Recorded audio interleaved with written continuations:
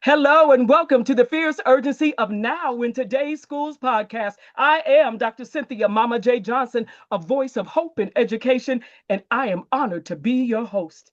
Thank you, as always, for joining me for another episode. Now, before we jump in, let me remind you why we gather.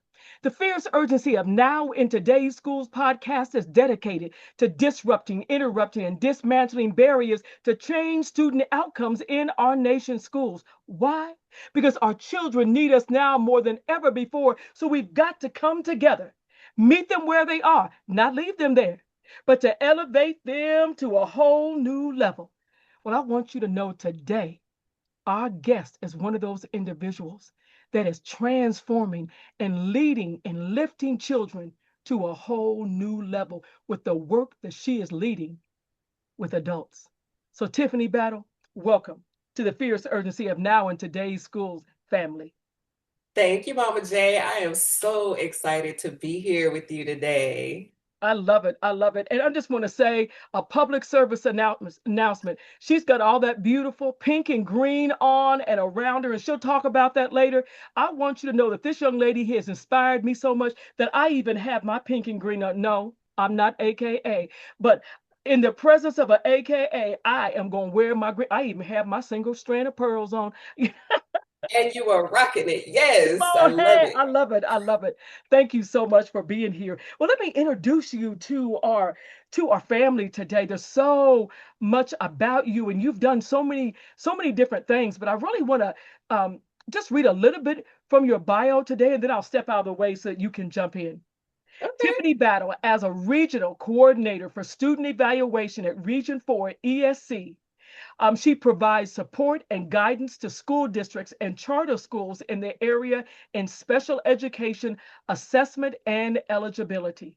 Now, for those that are listening, I want you to know this is how she can help you. She talks about her core competencies includes conducting and interpreting educational assessments, developing and implementing intervention plans, and collaborating with multidisciplinary teams and providing professional development and technical assistance to educators. Right there, that's worth $1 million right there. Because I'm Yes, telling you, ma'am. it's hard out here in doing the work. But when you have someone that is an expert, we step out of the way and let the experts step in. So, Tiffany, tell us a little bit more about yourself. So, okay, funny story is education was actually my third Oh, career. okay, Yes, my third career. I actually have a theater arts degree. come Yes, my on. mama and my daddy let me go to college and major in theater arts. I, And I didn't really know what I wanted to do, but my mom, Terry Williams, I got to shout out my mama. She is a retired special education teacher, and she used to always tell my sister and I, whatever you do, get your certification to teach. And I was okay, like, Mama, I don't want to do that. Da, da, da, da, da. She's like, Tiff, I'm trying to tell you. So, long story short, after a couple of careers and I had my twins, I decided, you know what? I think I need to listen to mama and go get my certification to wow, teach. wow, So special ed really wasn't even on my radar okay, until I took a course in graduate school. I took a course. okay, I was working on my Master's of Arts in Teaching along with my alternative certification uh-huh. program. And I took a course in special education and I was like, oh my gosh, I And you love this. fell in love, didn't you? This is what I want to do. And so that led me into special ed. I was a special education inclusion teacher for about 4.5 years. I Right. taught eighth grade and I loved it. People look at me and they're like, you liked middle school? I did. I loved Yes, every minute of yes, yes. Because you have to be just a little bit different to love middle school. Because I'm one of those middle school lovers. Come on a now. little, you got to be a little unhinged to Right, work right, with right, the right, middle right. schoolers. And I think I had just that right amount. And I spent my first year teaching, really kind of observing, different administrative roles. I was like, well, I know I don't want to stay in a classroom, but what do I want to do? I Okay, watched the okay. principal. I loved her. I loved my first principal, Kayleen Love. Oh my gosh, she trusted me with all kinds of stuff. And I was like, nah, I don't want to be a principal. And then I watched the counselors. And a counselor at a middle school, that's too much girl drama going on for Oh me. my I don't want gosh. to be a counselor. Don't tell me. Don't So tell me about it. As a special ed teacher, I worked directly under the educational diagnostician. Right. I said, hey, what do you do? And she told me and kind of talked to me about what she did. I said, I think I want to do that. So I Oh, enrolled in yet another graduate school program your and mama's ready to got put you out. I know, got my master's of ed in special education and my educational diagnostician certification. And I have been doing that for probably like almost 15, over 15 years total in special education. Over 10 years, something like that. I don't know. It's been a long time as a Right. diagnostician. But for those who don't know what an educational diagnostician is, because Uh-huh. I'm in Texas. And Texas, we do our own thing. What I did in the school systems is I tested students who were suspected of having disabilities. Mhm. I worked with their teachers. I worked with the multidisciplinary team, to test those students, really find out where those gaps were and to help create, those individualized education programs Right. for those students so they could access the general education curriculum. Right. So yeah, I've been doing that. And then 4 years ago, I made the switch and I went to Region 4, the Education Service Center here in Houston. That's actually where you and I got Right. connected. Right. And I have been loving the work that I'm doing at Region 4. As you said, I'm a regional coordinator for student evaluation, and I am the educational diagnostician on that team. My Love it. team consists of a school psychologist, a speech language pathologist, and myself. So we are a Yes. multidisciplinary team. Love it. And my primary role is to support the diagnosticians in Region 4. And I just love the work that I do. A couple years ago, I started the new Educational Diagnostician Academy at Region Okay. 4. So that's for new diags in their first 1 to 3 years, Right. of working in the field. And it's basically, this is what you didn't learn in diag school. So Right. let me kind of take you through all of those things. And it's been great. I love it. And so I'm looking forward. This past year, or currently this year, was all about collaboration. Right. Who in the schools you need to become friends with as a diagnostician. Right. And, so I did a session with the school nurse. I did a session with the Okay. principal. I Right. did a session with transportation because sometimes people don't even understand how special education and transportation go together. Right. Right. This month is coming up and I'm doing diags and counselors, because my counselors were like my besties because Right. they're working with the scheduling and, and things like that. So that was this year's focus. Next year, I'm focusing a little bit more on practitioner skills, kind of building those practitioner skills. So yeah, so I'm just loving loving the Woo. work, really, I'll tell supporting you what. those diags. I'll tell you what, we can stop right there. That's the whole podcast right there because I'm telling you've said so much. Well, first of all, let me see this. Girl, I was looking down for my tambourines. I got to go out and give you a tambourine shake, okay, girl? Because I'm telling you, first of all, I want to say this. We have two things in common. First of all, I have a degree in speech communication and theater, okay? Okay, yes, Second of all, I have a degree in special education, okay? there we go. So It was meant to be. it was meant to be, meant to It was be. meant to And I be. tell you what, oh, got that double major. Um, and wanted to have all the areas in a school covered. Yeah, And that really right. covers everything. So There you one of go. the things I love is that your experience is so diverse. And I Mhm. love the fact that you talked about collaboration and working with those multidisciplinary teams. And I can just hear it in your voice and see how your face changed when you talked about the fact that you loved it.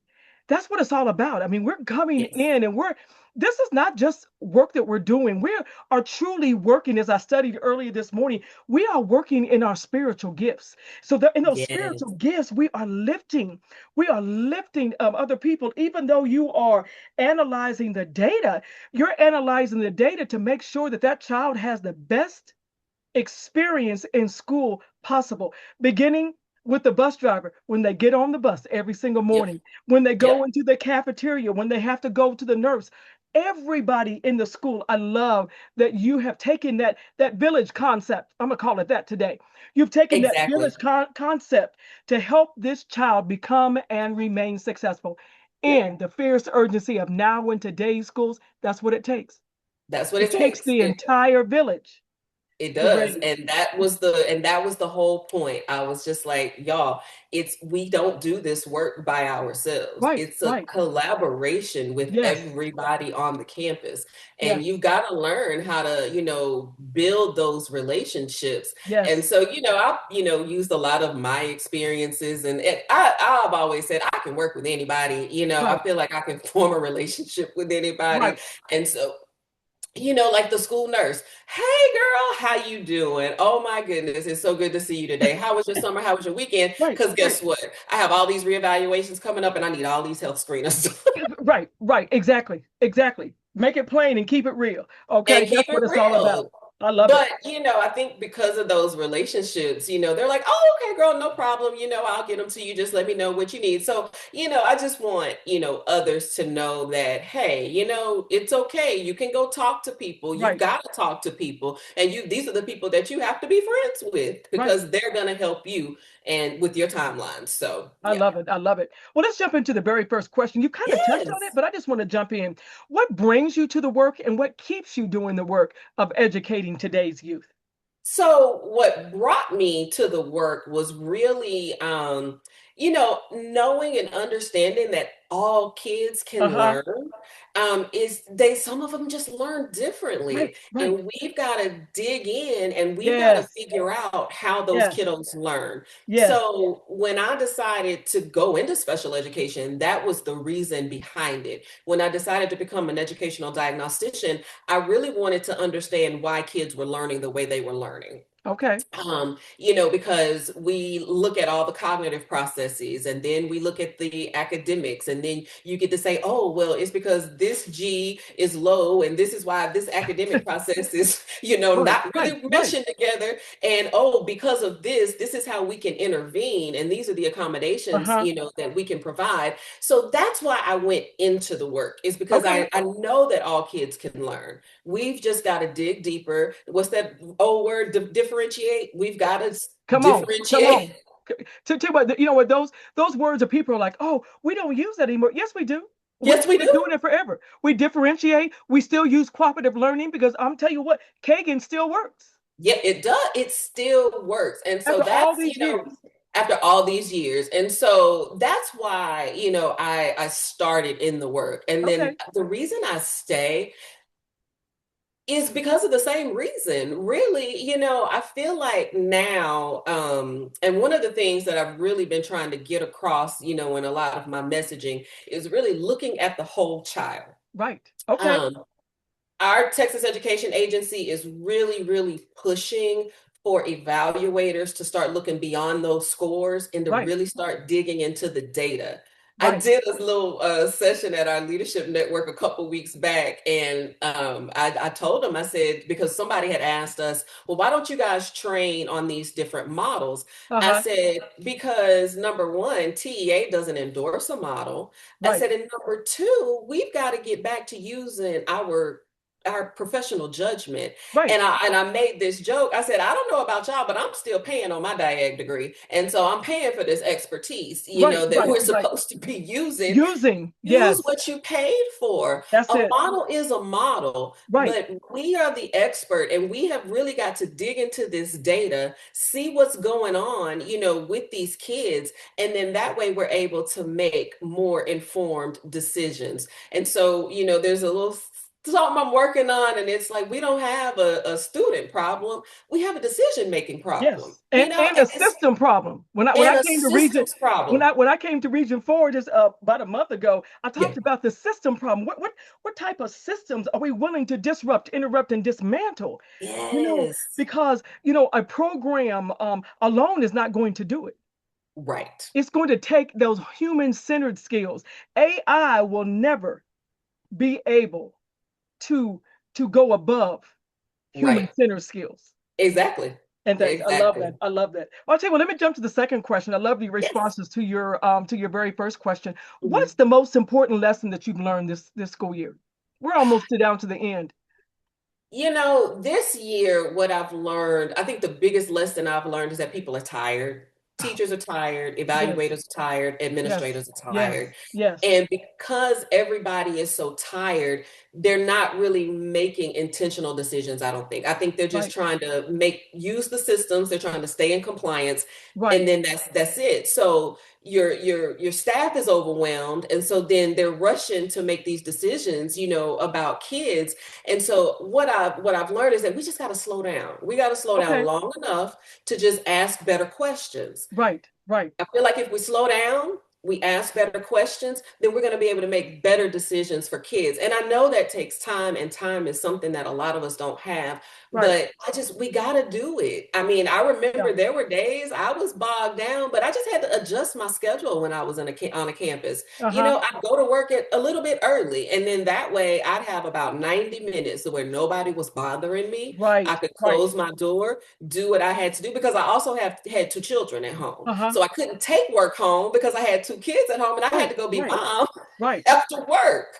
So you just have to make the time, and you Right. have to get creative, but you just have to make that time. Right. And you have to be so intentional about how you schedule your time. Now, I am fanatical when it comes to, okay, I want to schedule my time. Not that I'm like, oh, it didn't happen the way I wanted. No, it's not that at all. But there are things that I have that I know that I have to do. I learned this trick, if you will. It's Hmm. a leadership trick or skill.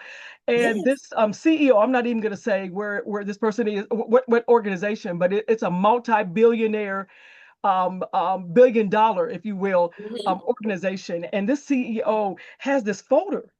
So Hmm. everything for that day she puts in that folder. And as she completes it, she takes it out. So at the end of the day, her goal is to have that folder to be empty. Hmm. And how she's used her time of, okay, so even down to, okay, maybe there's a post-it in there that says, I need to send a thank you note Hmm. to Tiffany. But sometimes you're like, okay, well, I forgot all about it. But but it's this being very intentional about your time. Yeah. And I'm with you. I rise early. I get up at 2:15 every morning. Uh, Oh, bless. I don't do I'm that, early. but I'm ooh, God early. bless you. I'm early. I'm early. I'm old school. I'm old school. So I get up with my husband and things. Uh, Okay. I said all that to say that, and then, after he is left and things for work, how I use my time and how what do I do before I enter into the day? I'm glad you gave Hmm. me that encouragement from my scriptures of hope for educators because I'm still gonna do it you know, Yes, because I love it. because I don't need somebody to like it. You don't have to like it or give me a thumbs up or whatever. We do it. If somebody, if you're scrolling through and you see, oh, that's the scripture, not from the Bible app or all those things, but that's the scripture I've been inspired to share with you that day.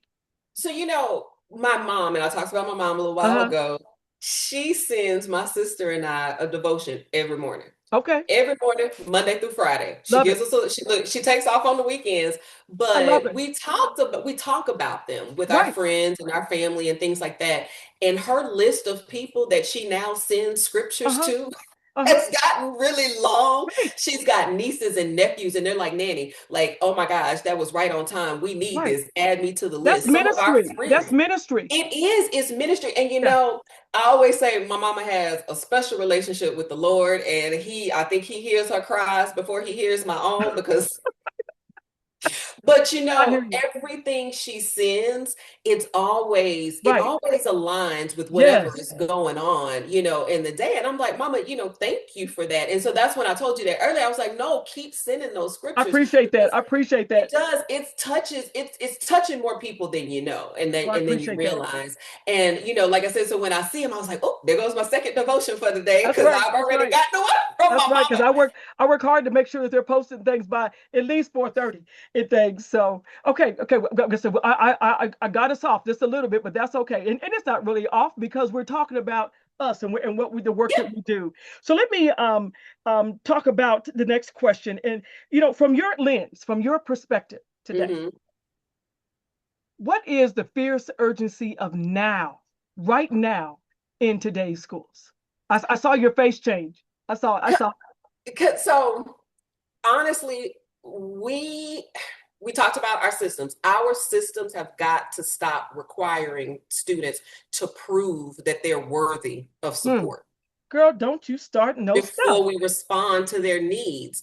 I feel like now we got kids, they're struggling academically, Right, emotionally, right, behaviorally, right, socially. Right. The adults, we over here fighting about eligibility, funding, labels, and systems. Right. And, all the while, the kids are the ones who are losing confidence in themselves. Right. So Right. the urgency it's not just academic recovery, it's human recovery. Come on. So Oh, I we've love that, got, girl. we Oh, need, our schools need to make students feel like they are seen before right. they're measured or labeled or Right. identified or anything Right. like that.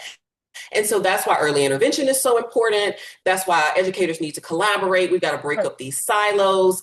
The conversations really, really need to focus around equity, access, disability, mental health, Opportunities, all of that. instructional opportunities, Yes, all of that. Because our kiddos they're suffering. they are Our kiddos suffering. are the ones who are suffering right now. I mean, I love what you said there because that is so absolutely accurate. And when we start seeing our children fall by the wayside, that's when the deterioration begins. Yeah, And we absolutely. begin to see the collapsing of the system overall. Yeah, Oh, and that's a lot to take in. It's like somebody has a big balloon yeah, and they're just letting the air out of it slowly by just day by day, second by second. And that is so painful to see because we can see that it is. happening. We do. Um, It is. Yeah. and I love that you talked about the students are suffering socially, emotionally, academically, behaviorally, all those different things that you listed. And you're right. They don't know how to access the opportunities that are out there. They don't know. If somebody would say, what does it mean to thrive? I'm not sure all students would be able to articulate that.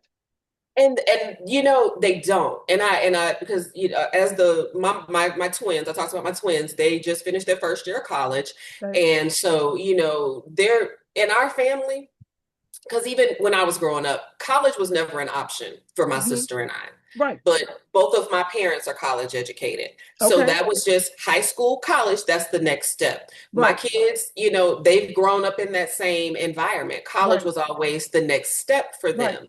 And so, but a lot of our students, they don't have that, Right. so I have to keep in mind, okay, Tiff, you can't take that for granted that that's how you grew up, Come that's how on. you raised your Right. kids. Right. All families aren't designed that way. And so Right. we've got to make sure that we're also talking to those kids who don't have that type of conversation Right. happening in their Right. family.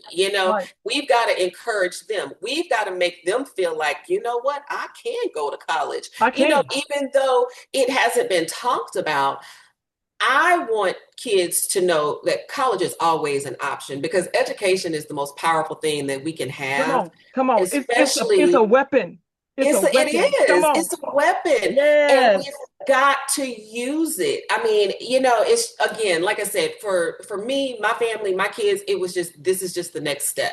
Right. But I've learned that that's not everybody's life. And Right. so, if we can encourage, one or two more kids who may not get it, then I'm like, what we're doing is good.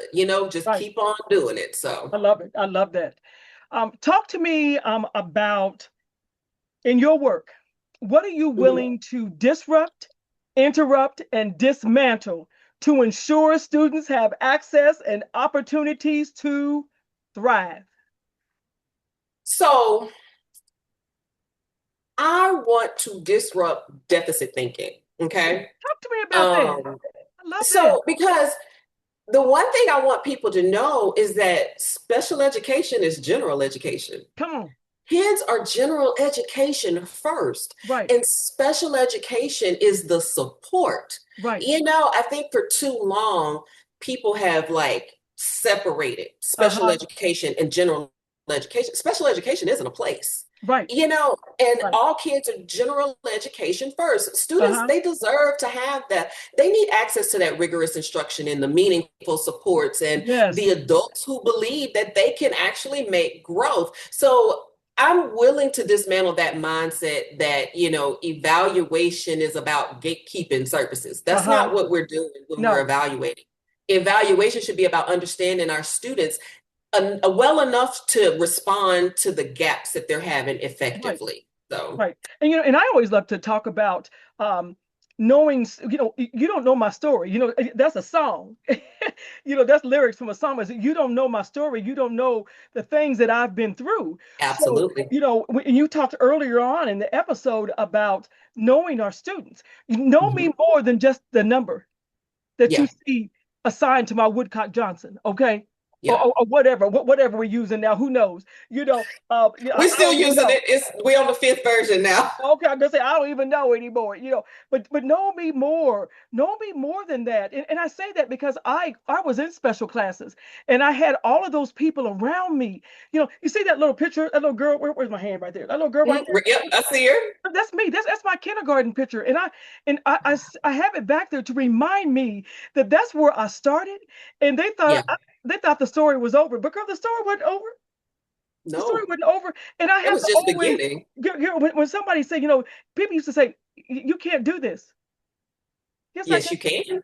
Yes, I We're can. not sure she can ever overcome the inability to speak correctly. Yes, Yes, you I can. can. My mama taught me how to sing to overcome stuttering. You know what? We don't know, she didn't know how to read. So we don't know what we're going to do. We don't know if she'll ever read. Yes, I You can. know, Come on. I'm glad you brought that up as well, Okay. because my daddy, Tommy Uh-huh. Williams, my daddy, he has a stutter. Right. And my daddy will be 72 this year. So of course, when he was in school, there was no speech therapy, and Right. things Right. like that. And so growing up, I always witnessed my dad stutter. Uh-huh. But one thing about my daddy, he never shies away from a public speaking engagement. Right. He ministers, he's a deacon in the church, he Come sings on. in the choir, Come he on. leads Bible studies. And so, over the years, it's gotten better, but there are still times where, that stutter is there. But one thing that I know, that has never held my dad back. And Right. I know that came from, his upbringing, and Right. things like Right. that. But yeah, you can never tell us. So I feel you, when you say that. It's just, it takes that encouragement. We got to stop telling kids you can't do. Right. We've got to start telling them you can do.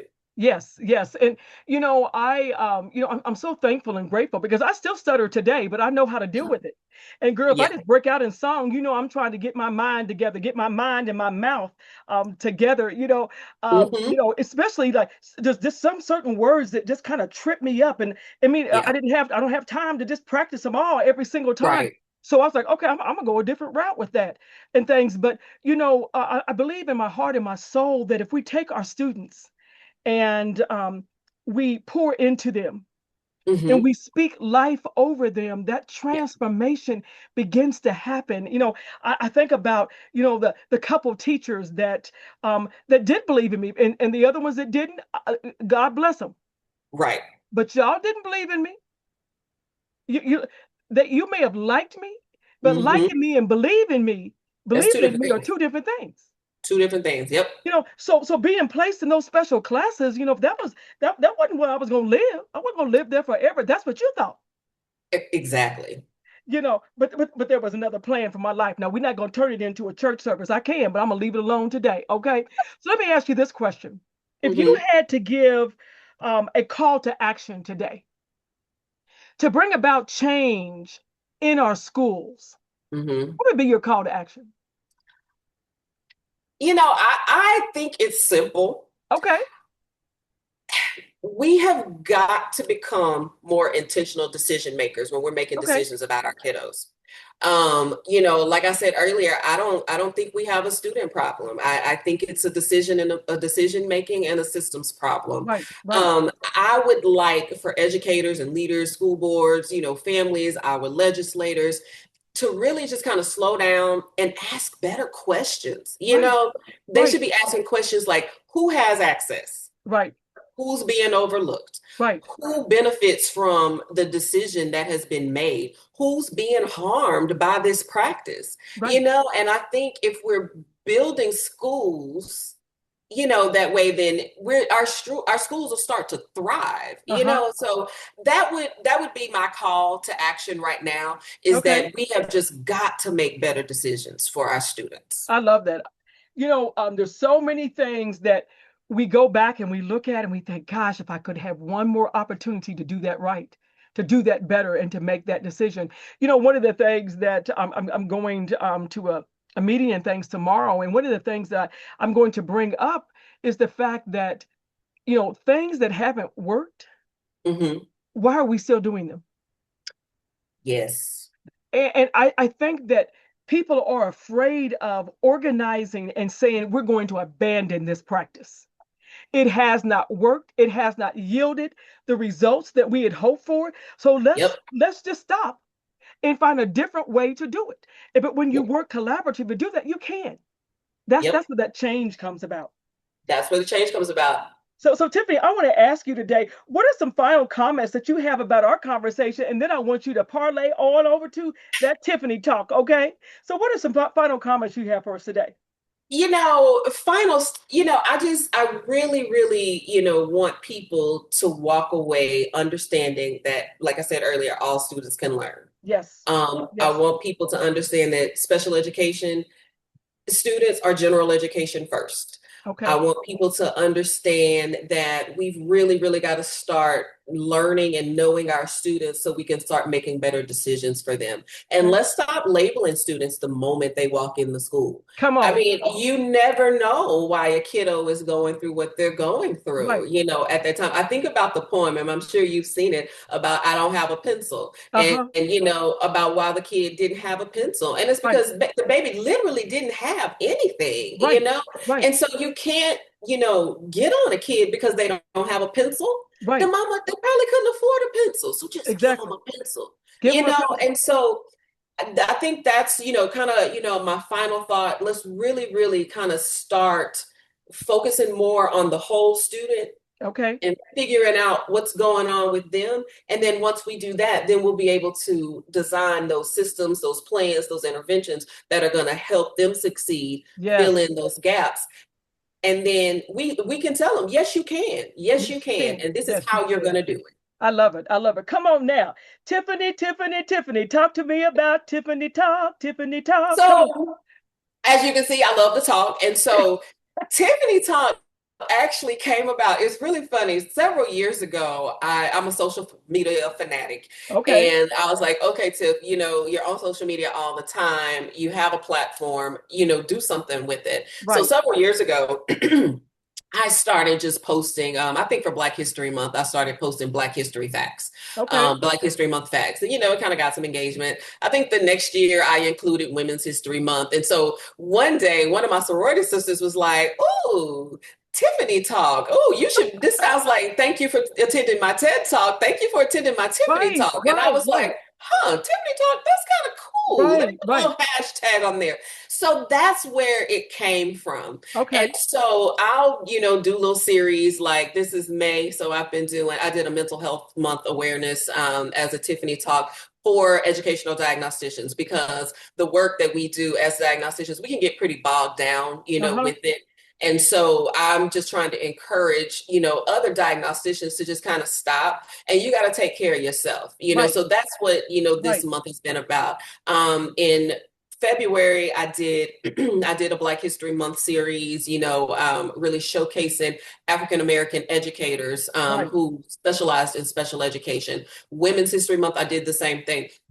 So, that's kind of where, that's kind of where it started. So now I'm taking it a little bit broader, Okay. and I'm really trying to disrupt some thinking. So it's funny that you said what you said about getting rid of these old systems, because that was my Tiffany Talk the other day. Okay. And Okay. I asked the question, what systems do we need to retire in Right. education at this Right. time? And Right. so, it created a little bit of, a little bit of buzz. So, I'm trying to, really engage, my audience members. Like, I Right. want you guys to talk about this. Uh-huh. One of the dyad groups that I posted that in, they were really, really, active.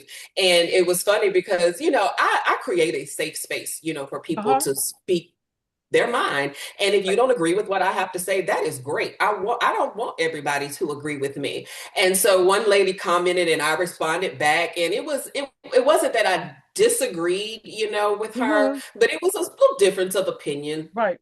And so she responded, she said, well, like you said, I said what I said. And I said, I'm glad you said what you said. Like, yes, that Yeah, was the point. we Like, don't have to the be, we have point, to push back. Yeah.